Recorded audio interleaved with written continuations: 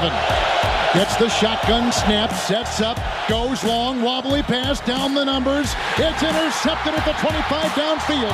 It's picked up by Rhodes. He made an over-the-shoulder interception. Circling around the 30, runs to the near sideline, the 40. Got a block at the 50, down the near sideline, 45. And he's into his Viking bench at the 42 of New York on the near side. 8:37 TSN 690's Weekend Game Plan with Matthew Ross. We're here till the top of the hour. Is there a better play-by-play guy for radio than Kevin Harlan? I will play Kevin Harlan reading the phone book if I can find it. There are TV play-by-play guys. There are radio play-by-play guys. Kevin Harlan can do both. But if you're going to do radio, you got to describe in such a quick amount of time what is happening, and nobody does it better than Kevin Harlan. He even did a guy running on the field. Do you remember hearing that this year during was it the preseason, or was it early in the season, week 1 or something like that? Yeah, I remember he's at the that. 10, he's at the 5. That was incredible stuff. In any event, time to talk a little NFL here on the program. We are joined by our next guest, JF McMullen on Twitter, if you want to follow him there. Today'sPigskin.com. You can see his work on that website, among others. It is John McMullen. Hey, John, how you doing?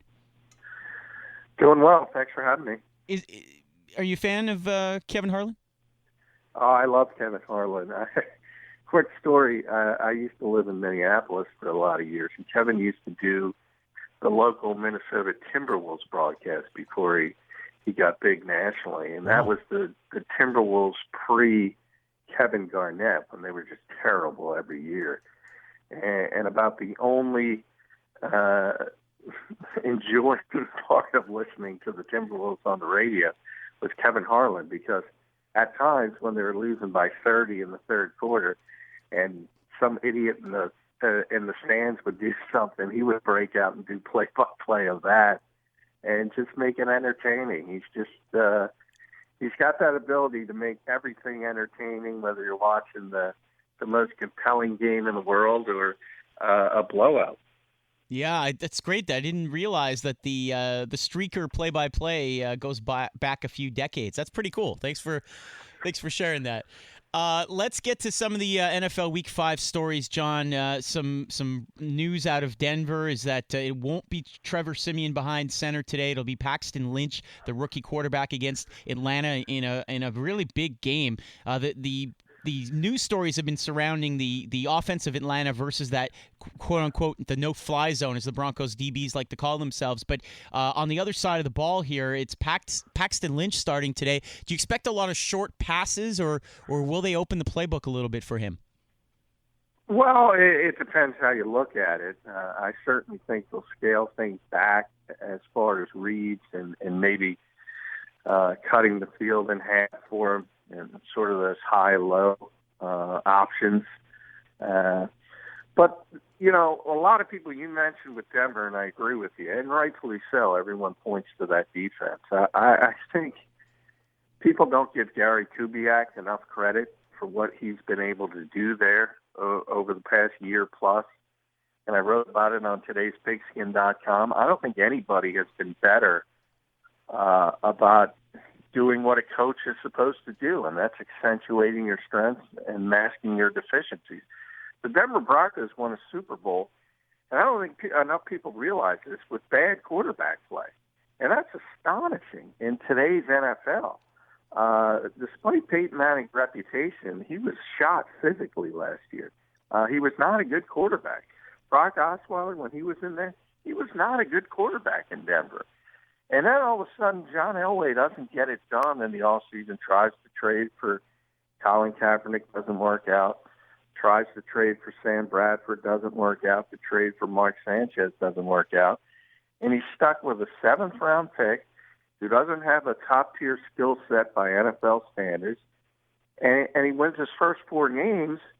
He gets hurt. Paxton Lynch comes in last week, doesn't miss a beat, and I don't expect him to miss a beat this week, because Kubiak is going to develop a game plan that takes advantage of what he can do, and as I said, mask what he can't do. And, getting back to Simeon, he might be the only quarterback in NFL history to start 4-0 and lose his job, because it's pretty evident that Paxton Lynch has a much better, much higher ceiling as a player. And if he continues to play well, hey, I think Denver's going to stick with him. I think that people really underestimate the power of coaching and how it affects the development of young elite players. I have a friend who's a Tennessee Titans fan, and he laments the fact that the coaching management and coaching of Tennessee is just awful, and that's the reason that Mariota isn't lighting it up the way that perhaps someone like Simeon is able to do. And you look at Denver, and they have a general manager that was a Hall of Fame quarterback. They have Kubiak, who was an NFL backup quarterback, and then the quarterback's coach, Greg Knapp, is known as a great quarterback as well. So I agree with you there. That's really interesting stuff when it comes to the quarterback position. Elsewhere, John, a big game, the Beltway game today, Baltimore versus Washington. Boy, it's hard to really size up these Ravens. 3-0 against some bad teams. They lose last week against the Raiders. Meanwhile, Washington's Kirk Cousins is playing a lot better. I have a slight edge here to Washington on the road, but how do you see this game? Well, you're right about the Ravens. They've been living on the edge, and I think they were disappointed by a game they probably should have won against Oakland. Could have went to 4-0, but anytime you're playing those close games every week, one play can turn it the other way, and eventually you're going to get bit. And that's kind of what happened to the Baltimore Ravens against the Raiders. And you're right. You don't know a lot about them because they haven't played well. What you do know, though, is they have a good coaching staff. They're always prepared to play, and they generally win more often than not when it does come down to those close games. So I think this game is going to say a lot about both teams, whichever is able to do it, because Washington, if you go back 2 weeks, they were basically dead and buried, ready to lose to the New York Giants. They were going to be 0-3. The season probably spirals out of control. They rebound to win that game. Then they took advantage of an easy spot on their schedule with Cleveland, although they didn't play all that well, and all of a sudden they're relevant again. So I think this is one of those pivotal games for both teams, and the one that wins is going to be relevant for the rest of the season. The one that loses is probably not going to be all that relevant. Tom Brady returns today in Cleveland. What's your over-under? 300 yards passing? I think, believe it or not, I think he's going to struggle a little bit. When I say that, it's just the reality of the situation. We mentioned Peyton Manning before. Remember, 2 years before Peyton Manning kind of lost it from a physical standpoint, he was the MVP. He was throwing for 50-plus touchdowns. And my point there is the decline happens dramatically in the NFL when it happens. And at some point, it's got to happen to Tom Brady. I don't think it's going to happen this season.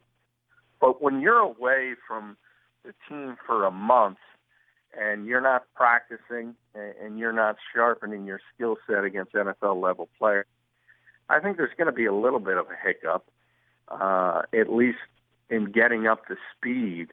Now, the Patriots are lucky in the fact that they could probably play poorly and still beat the Browns today. That's not going to be an issue. And I think at the end of the day, if you look at the final 12 games on their schedule, worst case, they're going to win 9 or 10.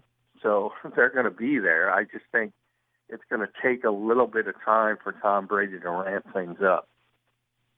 And then finally, Cincinnati at Dallas, a marquee matchup here. Bengals have Vontaze Burfict ready to maybe go after Prescott a little bit, the Dallas quarterback. I like Cincinnati on the road here. I know everyone's high on the Cowboys, particularly with their great running game and the offensive line. But I don't know. Something about the Bengals, to me, feels like a desperate team, and we could see that today.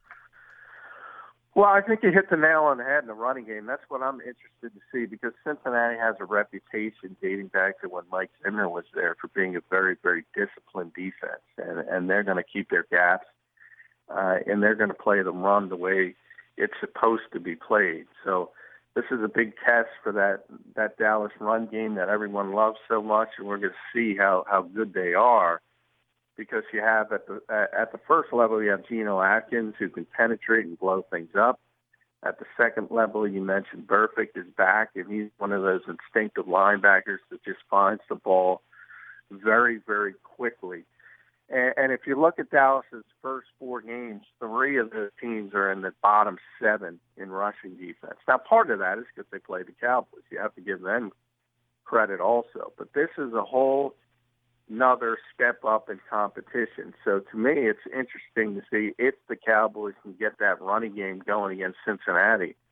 Then you're going to know, hey, this is the real deal.